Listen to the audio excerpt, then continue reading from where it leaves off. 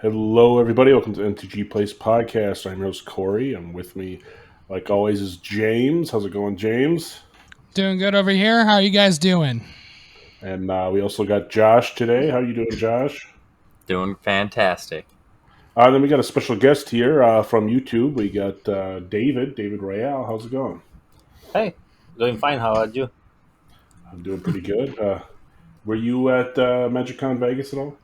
No, I don't live on the USA, but Okay. we'll have love to. Yeah. Yeah, I mean, to go.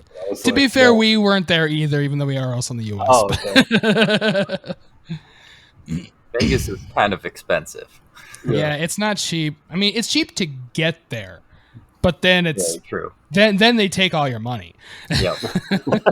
The actual events or the actual like Just staying everything. Yeah, I mean the Yeah. events are like $100 a piece, probably about, and then US dollars. I don't know what the conversion is for wherever you're Yeah. located, but and then like flights are a couple $100, and then hotels are usually cheaper, but because they want you to spend all your money gambling. But Yeah. Oh, They that's want you the to gambling. gamble. They'll do anything to rope you into the gambling, man.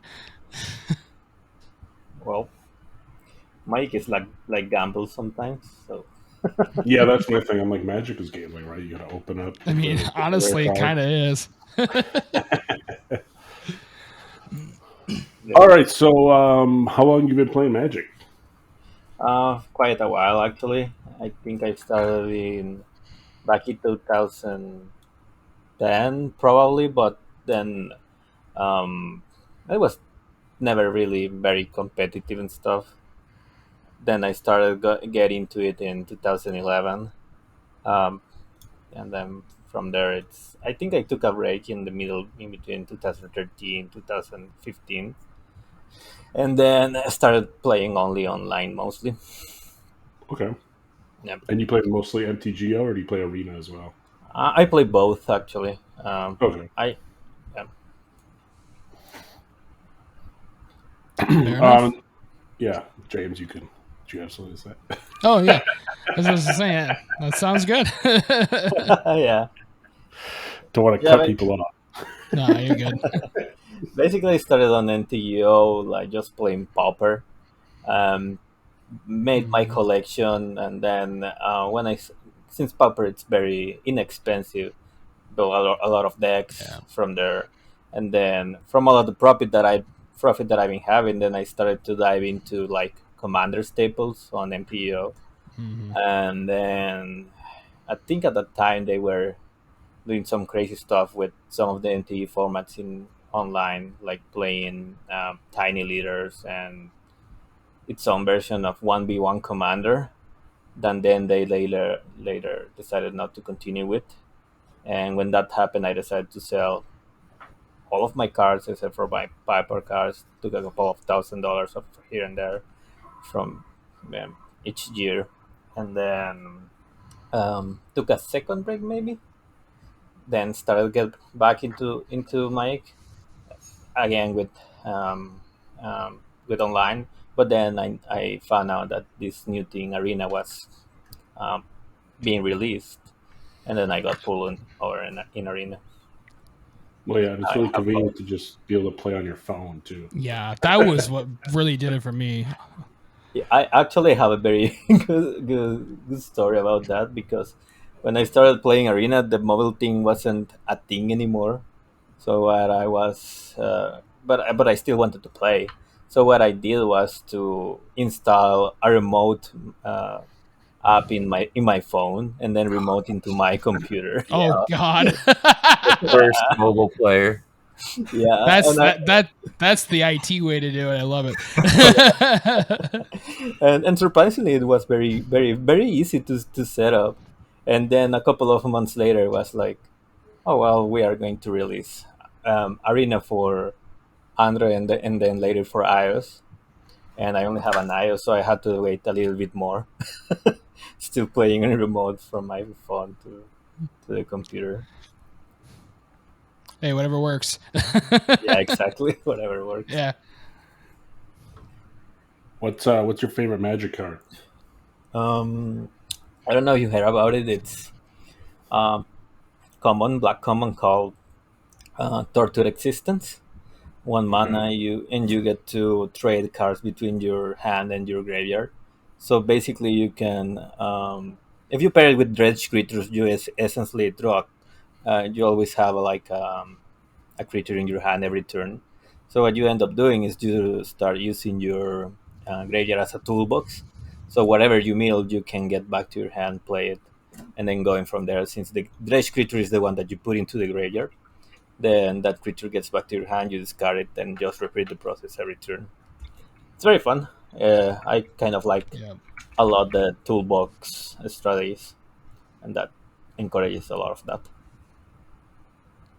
It's a very interesting card. First time I've heard someone say that Yeah, card over same. like Yeah. some bomb rare or something. No, it's very popular in Commander apparently, or at Yeah. least budget Commander. But it's just one mana to play and one mana to activate it, and you can recur basically your toolbox. Yeah, It sounds like something Corey would play. That's like his play style in He's a a nutshell. reanimator. yeah. He Like I played loves black. I was like, why reanimating. did I play this card? We're probably going to see you playing that in the future. Yeah. Buy like 10 copies. Yeah. They're very cheap, I guess. I don't think they are up like more than a dollar or even cents. Mhm. Yeah. Right. So for people who don't know the Pauper format, can you like explain that for somebody that doesn't know? Yeah, well, I will try to explain it as easiest to understand, I guess, because basically Pauper, it's every you get to build your deck with every common basically printed at any time. So let's say I don't know, like if Shieldred at some point in the future gets printed at common, you can use all of those versions in Pauper. Mostly because it will be a common and it goes backwards, and it's a 60 card format. Follow like all of the regular constructal rules. Only 4 copies, except for the cards that the says otherwise. It has its own ban list that it's actually reviewed every. I think I want to say every month or something, because Pauper, unlike other formats, has its own committee or group of people that actually um, take care of the format. So they are constantly reviewing that. And the best part of it is that it's like legacy or modern, because it's an eternal format. So Yeah. meaning that it doesn't rotate. So like if you have like a couple of a lot of bulk, you can easily just take a lot of your commons and start building decks from those. Of course, Right. there's a higher competitive level here and there, but uh, if you've been playing for a lot of time, I'm pretty sure you have a lot of most of the staples for the format. Right. Yeah. And of course, like the different competitive levels. I mean, that's pretty true with any format, really. Yeah. So yeah, but what's nice about Pauper is the fact that like most of the cards are gonna be pretty cheap. So even if you don't have something in particular, you can probably find it pretty easily, like for the most part. Very Yeah. cheap. Yeah, Recently, which is really I- nice. Yeah. Recently, I made a video about 5 decks that you can play in essence for free on from if you have like rental services like Card Hoarder or Mana Traders, because they give like 5 tickets to spend here and there just to loan cards, and you can get started on the format in at least online for free, just to start things through it. And then in paper, like some of the cheapest decks go from $10 to $20. So, Mhm. and that's just one deck. Imagine then having like 5 decks for $100 that you can play with your friends. That's very easy to set up and Right. pull That's people really into the nice. format. It's like one standard Yeah. deck. Yeah. Or like one card in Legacy, heaven forbid, which is ridiculous. Yeah, I was doing like a research about like how much like a standard deck will cost versus a pauper deck back in the day.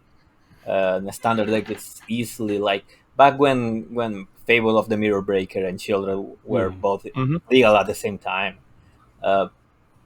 Grixis, who was the most expensive there, was around $400. Yeah. Oh my god! Easily. Yeah, And then imagine that rotates because and it rotates. standard. Yeah. and then Kiki got banned. Yeah. Rightfully so.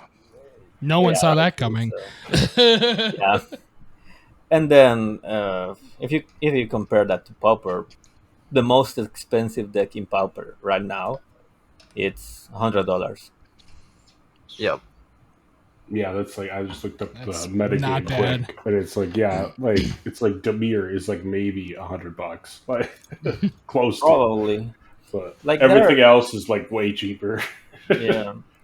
Like most of the cards you can get for like basically for free. I bet if you go to your local store and say, do you have any extras of your, I don't know, draft sets from the latest set? Probably you get some for free. The only card for the Demir control, it's that Snuff Out. That's pretty expensive. And it's very old. But even so, if like you can even go like monocolor and don't play Snuff Out. And mono blue Delver, which is basically the blacklist version of the deck, it's about the same. It has the same theme, but without Snuff Out. Yep, it's got Tolarian Terror, the main card. Yeah, Tolarian Terror, and the recently downshifted Cryptic Serpent. Yeah. That's the other thing that like some cards are like from complemental sets got downshifted and then they become playable in Pauper. Cryptic Serpent is one of the most recent examples of that, but the one that has impact Pauper the most was Monastery's Whisper. Oh yeah, I believe it. Yeah. Now all the master sets are hyped. They have the most recent printing be a common, or can it ever have been a common? All of them. All of them. Like if you own like the first ever printed Monastery's Whisper, you just throw it in your deck and you can start playing it. Like you don't have to use. What if it's a card that was printed as a common and for some reason got upshifted to like uncommon or mythic? Yep. Or rare. It doesn't matter. It doesn't matter. Okay. Yeah. It's like Lotus Petal or something. That was first printed as a common. And now a lot of decks using like playing like 12 lands, Lotus Petal, and doing a lot of stuff. Like I don't know if you've seen like modern Chatterstorm deck, the one that creates a lot of squirrels with the storm. Oh yeah. Oh yeah. That Chatterstorm was printed at common, and for like 1 or 2 months it was wrecking Pauper left and right, and then it got banned. Yep. For good reason, I'm sure. Yeah, you can basically make like at least 22 squirrels with haste, and then gains in turn 2. Oh geez. Sometimes in turn 1. There's things like That's Lotus Petal, bonkers, Dark Ritual. That's the thing so much fast mana in Pauper. Yeah, that's the thing, that Pauper has access to all of the rituals right now. You have Rite of Flame, Dark Ritual, Call Ritual, Desperate Ritual, Seeding Sun. You can like literally play Storm as long as you have a win con. It is very viable. And that is why... That's crazy. Empty the Warrens, is that common? It is, but it's banned. And that's what I was going to say, that almost every Storm card... The payoffs are banned. Oh, yeah. That makes it hard to play, yeah. But even if you still, have no like, way to win. even still, like, I don't know if you know about Monarch and Initiative, which are our commander mechanics. They're just busted in general. Like even in Vintage, they're busted. 1v1, they're busted. Like 1v1. Like being a Monarch, like drawing extra cards. When is that Every bad? turn. You know? Yeah, but that's now always good.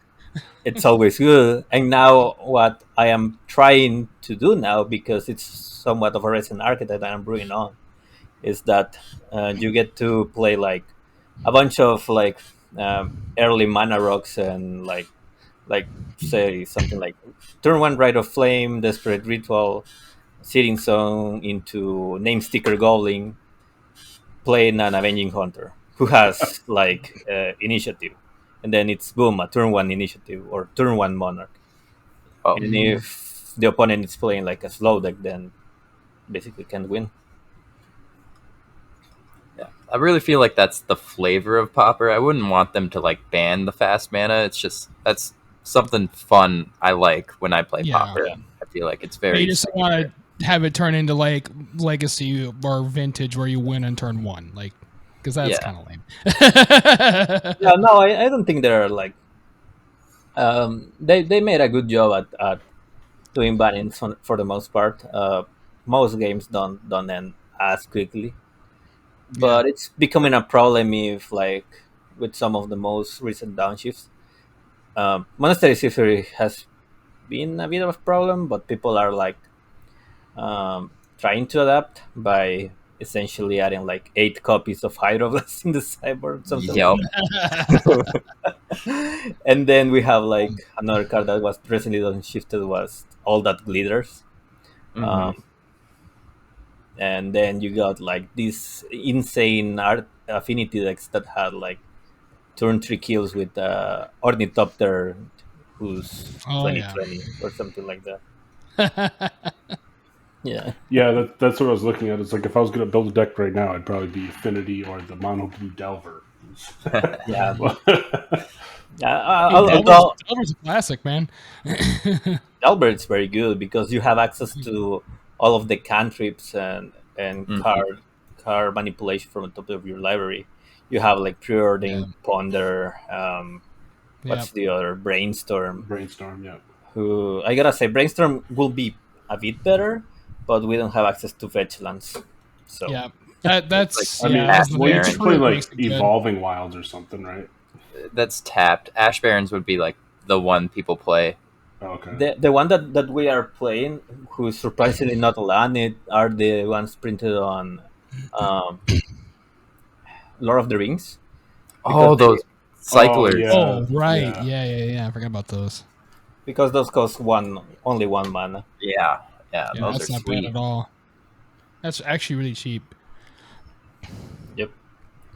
Yeah, that's basically Pauper. But I gotta say that despite that, Pauper has the most archetypes I ever seen in other formats. It has like I don't know, like 40 plus decks who are competitive. Yeah, That's plus big. I feel like it's probably one of the easiest formats to like if you're going to custom brew something, have a chance at winning. Oh yeah, for sure. Because you're not just gonna get mopped away by like some crazy like blue control deck or something like you would in like modern or like legacy, something like that. No, but you gotta be careful because it can be pretty hostile environment if you don't know it. Like you can get paired like easily with against Burn, who can kill you like in turn 4, or just Yeah. play against Ponza and never see your lands ever again if you're trying to build like a mid-range deck. Mhm. But it's like of a like um, kind of in like you have to respect the power level of Pauper, but at the same time you can easily brew something that beats the vast majority of the meta as well. Yeah.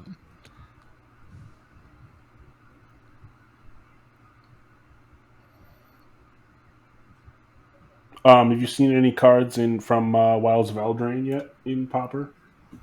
Actually, Walls of the Rain was one of the sets that had the least impact in the set because most of the cards were like just very niche. Like for example, there's this deck that likes to sacrifice a lot of things. It's called Golgari Gardens because it Mhm. uses Kalni Garden to put like the O1 plan and then you sacrifice it to the Deadly Dispute and some sort of that. And Mhm. basically yeah, the deck puts a lot of artifacts and tokens into the battlefield. So the best you can do with that kind of archetype is just throw in the sideboard the Ufi. I don't know how it's called. It's the 2/2 that it has bargain and you get to exile an Yeah, artifact. Oh yeah, Troublemaker. okay. yeah, Yeah, Troublemaker. yeah, Troublemaker Ufi. And then there aren't many really other cards that have actually made a big impact from There's Battle. like those enchantments that like do something, and then you could like pay 3 mana and sacrifice them. Those could also be like pretty good sacrifice outlet things too, if you The could one sack the enchantments. I think Hopeful Vigil, the one that creates 2/2 2/2 night. token, a 2/2 night when it enters the battlefield. It pairs very well with some of the cards like Core Skyfisher, because Yeah. Core Skyfisher it's Yeah. somewhat Bouncing. built for Pauper, and for 2 mana you put it Right. into play the Hopeful Vigil and then bounce it back to hand and then replay it again. Right. But at the Right. same time, you also have cards like Barbed Battlefist, which was printed in Projection or will be one, which is basically the same effect, but you create like a 2/2 creature, but it got an equipment attached to it. So what you end up doing is just bouncing the equipment back to the hand, and then you replay it again. Mhm. So most of these cards that are good in Wilds of Eldraine already had a similar bench Yeah. already printed in past sets. But for the most part, like we've had a very good run on these last couple sets. I think this year a lot of sets were released or for both like standard and commander or being supplemental sets for any other reason. And it got a lot of new cards for the format. Even the Infinity set gave some tools to it. Nice. Right. Yeah. Yeah. That It's blank always good to goblin. see some new things. Yeah, for sure. Yep. Definitely a lot of good lands lately. The artifact tap Oh lands, or yeah. just the tap lands in general that are dual colors. Oh Great. yeah, those artifact dual lands.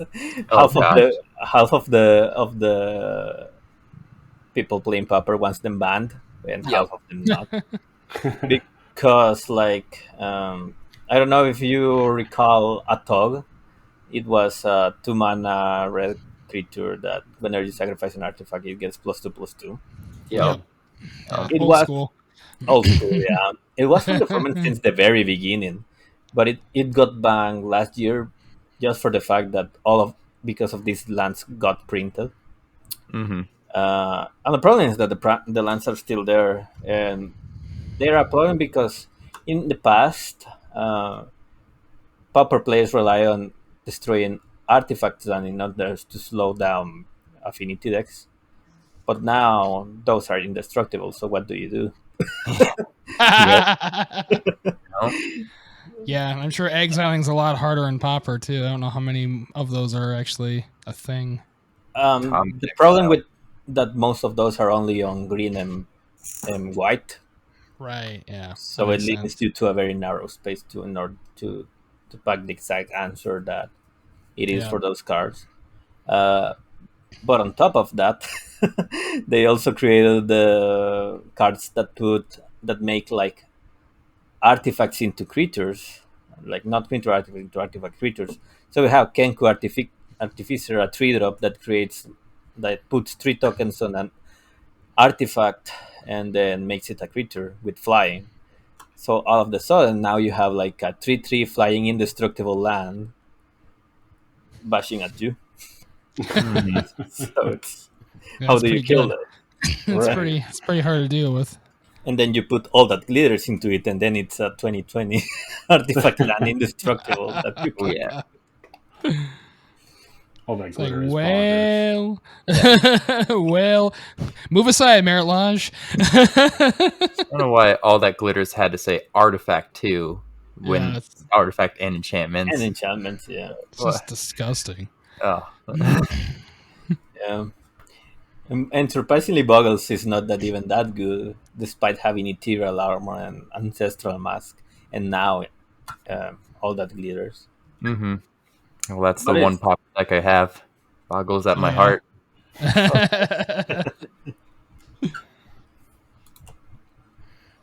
So do you have staples in Pauper too? Then, like you do other formats. Like, what if I was going to go out and I wanted to physically grab like a handful of cards that are used in like every deck, or a majority of decks? What would those be? Yeah. So let's take a guess on which do you think it's the best one drop on Pauper?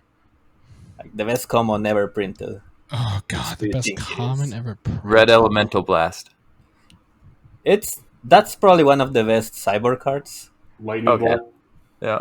Lightning Bolt. Lightning Bolt is like Bolt makes sense. Yeah. Lightning Bolt is the most efficient removal, cheapest spell Yeah. on Pauper.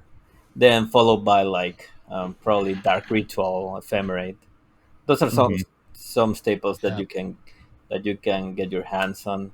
Then depending on the colors you prefer to play, then it's like getting your hands on Preordained, Ponder, Brainstorm, Counterspell. Yeah. And then from there it's just very specific to the deck you want to build. If you want to build like an aggressive deck, then probably at this point you should take into consideration getting your hands on Monastery's Whisper, because pretty much every red deck will use it if they are aggro. Prowess is very good. Prowess is very good. Prowess and Haste are very good. Mm-hmm. Yeah. Tolarian Terror has been kind of a staple nowadays. Yeah, Tolarian Terror, it's insane because I've seen people playing like 3 Tolarian Terrors on turn 3. Oh my god. Because what they do is turn 1, Thought Scour, turn 2, Thought Scour, or Thought Scour Mental Note, or some combination of that. And then can even cycle Lorian's Revealed to get the land they need. Mm-hmm. And then slam the 3 terrors on the battlefield with a bit of luck. Yeah, that's that. So yeah, Pauper that's a sick opening, that's for sure. It happens once in a blue moon, but it can happen. I'd say like the sideboards are more harmonized. They're more similar. If you wanted to get like staples that could be played in any sort of deck, I would look at sideboards, I guess. Those could be played in every deck. Yeah, probably get your hands on Blue Elemental Blast, Hydroblast, Pyroblast, Red Elemental Blast. Mm-hmm. And then all school classics. Dust to Dust, which is the thing that exiles artifacts. And then it depends on, of course, on the colors you're playing. Right. But if you are on green, you can get your hands on the Glamours, which are very good at removing artifacts and enchantments. There are some very narrow ones that are very good against some specific cards, like or strategies like Searing Heart, 2 mana destroy every aura in the battlefield, or River in Silence, which if you control a forest, they gain 3 life and you destroy every enchantment on the battlefield. My boggles.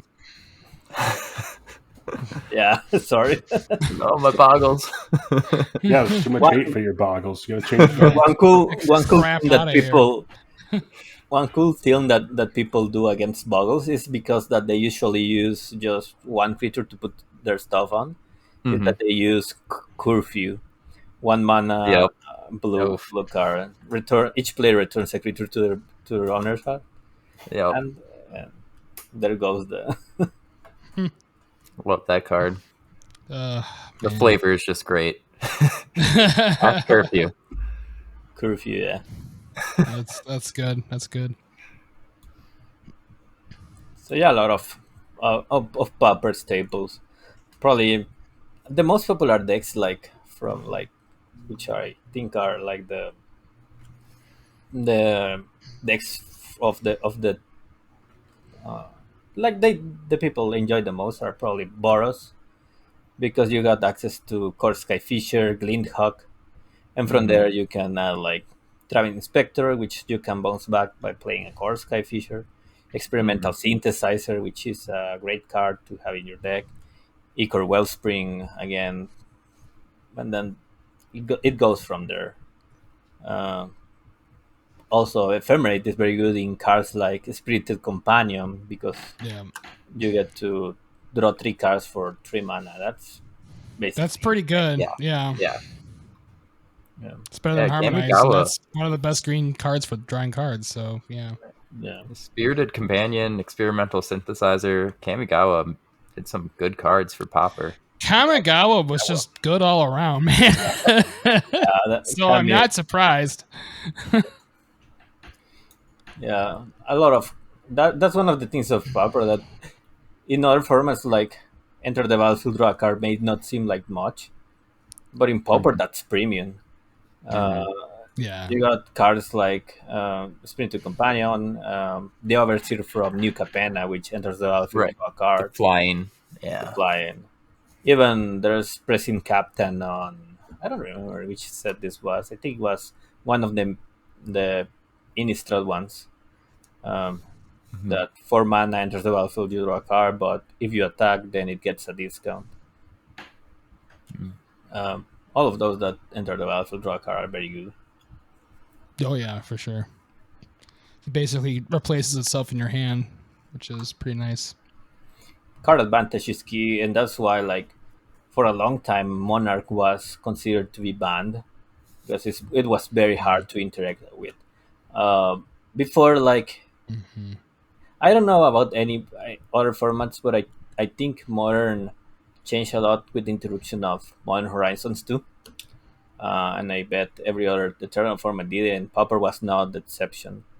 But before that got introduced, Monarch was very hard to actually get rid of.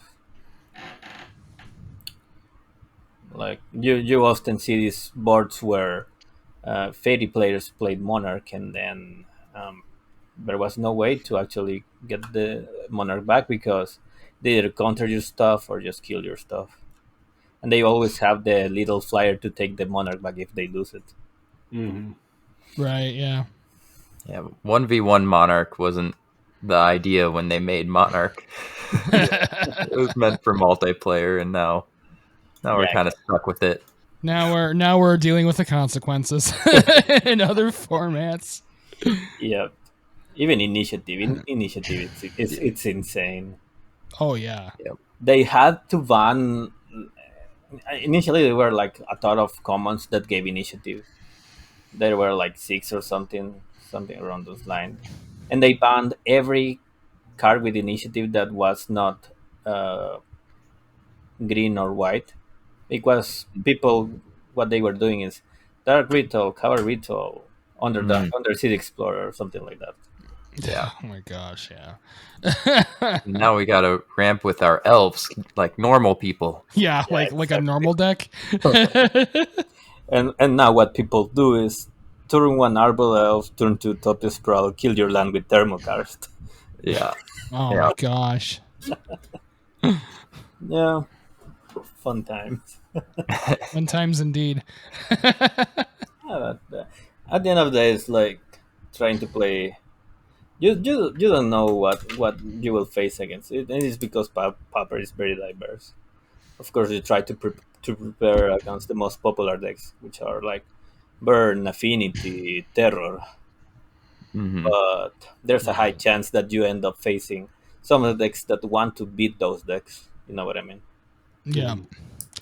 Yeah, that's really nice because that is definitely something I found playing other formats like Legacy, where like you go against the same like 3 or 4 decks every single time, or and then you risk like actually like having like a mirror match too, which is one of my least favorite things ever in Magic. So yeah, it's nice to have more diverse options of like what you might actually fight against, because yeah, it's more interesting definitely than just playing against the same 3 decks, which gets real boring. In Pauper, you never know. You jump into a league and you have like, that Burn is the most popular archetype, but there are leagues that you don't see Burn at all, and you just get paired against all of these other decks that are trying to beat Burn. Right. And from time to time, this random brews like one land spy combo, which is really just 2 land spies or something like that. Yeah. Hilarious. Or I don't know, like Cycle Storm, which Cycle Storm. Yeah. Yeah, even elves. Like I was surprised a few.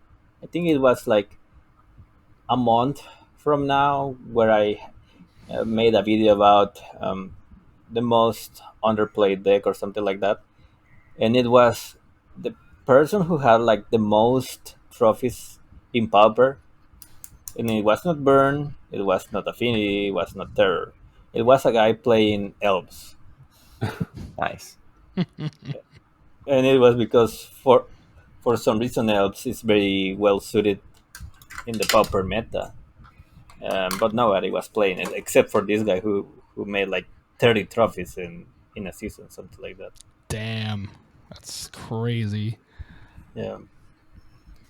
I mean, hey, if elves are able to like, have their way and do their thing, they will just trample over you. So I get it for sure. Thing is that we have cards like pretty much are the legacy, all of the legacy staples. Like we have Priest of Titania, Mm. who adds like a mana for each elf, and Hmm. we also have a Right. Quirion Ranger. So you go like turn one Lanor Elves, turn two Quirion Ranger, Priest of Titania, turn three lead the Stampede, refill your hand, play a bunch of elves, cast Yeah. Distant Melody, draw like 20 cards, play more elves, and then Yeah, that's just crazy. yeah. You just get all gas basically. You just like unless they have a board wipe to stop you or something like that, you just go. And that's the thing that since the pauper method is so diverse, you usually just build your cyber in order to be like the top threats. So like decks like elves can go under because the board wipes we have are like Fiery Cannon and Arms of Hadar, which deals with creatures with um, toughness 2 or less, but nobody's playing those. It's Mhm. because the cybers are prepared to beat all of these other decks that are dominating the meta. Right, yeah. Like there are a lot of strategies, even walls combo. Well, Hmm. like which is basically play a bunch of walls that add mana, and then believe it or not, the win condition needs this one mana blue wall that ventures from AFR. So you Mhm. basically are like generate infinite mana with Feed from Real and the wall that adds Axbane Guardian. X Guardian. You get infinite mana and then go through the dungeon infinite times. Yep. Yep. Yeah. Yeah, that seems pretty good. Yeah. A lot of power in Pauper, but a lot of archetypes as well Yeah. to choose So you really from. gotta choose like what you want to do. But hey, that's honestly kind of the fun of it. You can Yeah. really do whatever you want. Yeah, for sure. It is a very good format in that regard. Yeah. And of course, as we had before, it is very cheap, which is also Yeah, really it's good. very cheap. So There are and that way you can also really explore too, because you can buy multiple like decks like Hmm. worth of cards and not be just really only able to do one because that's what you can afford. Whereas here you can really go for it and go wild. even I've seen like there are subsets of the Pauper community that play their own format. Like for example, there's this Pauper Commander community.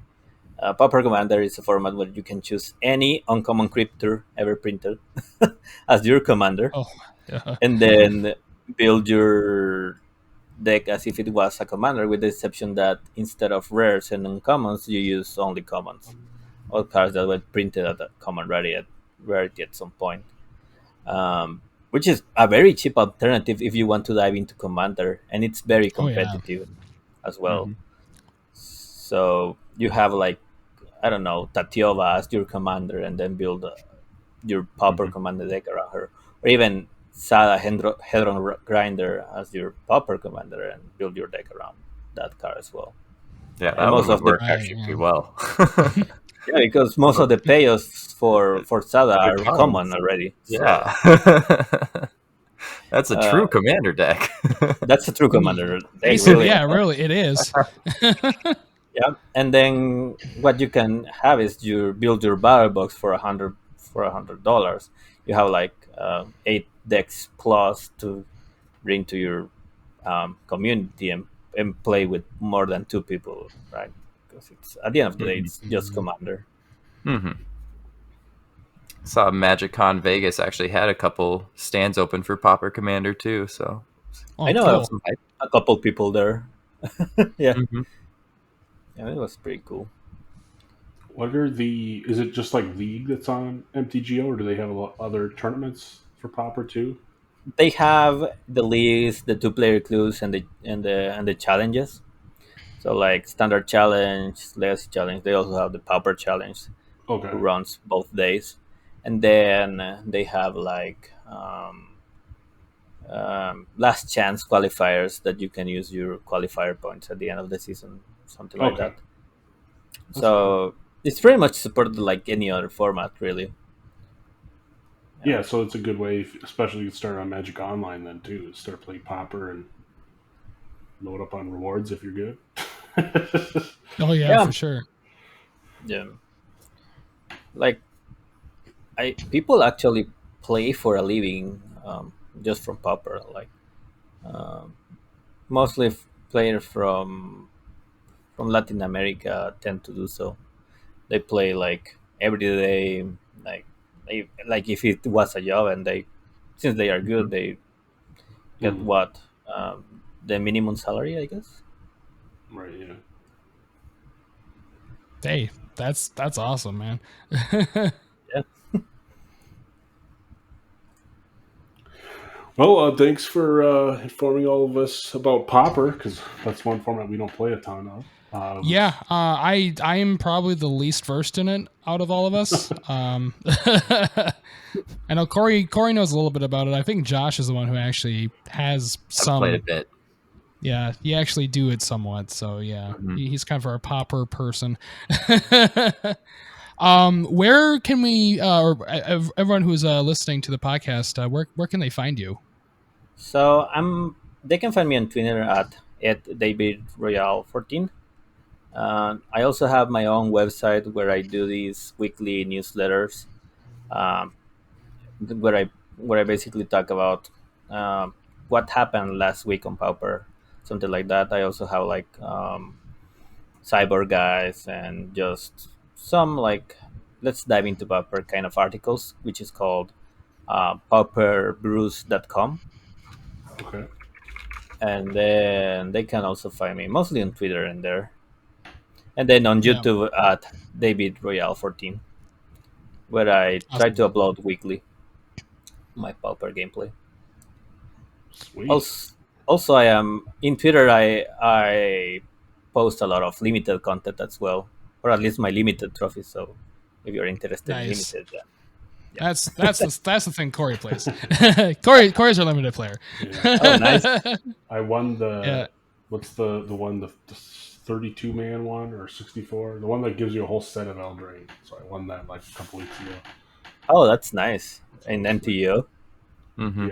Yeah. Oh, MTGO. that's nice.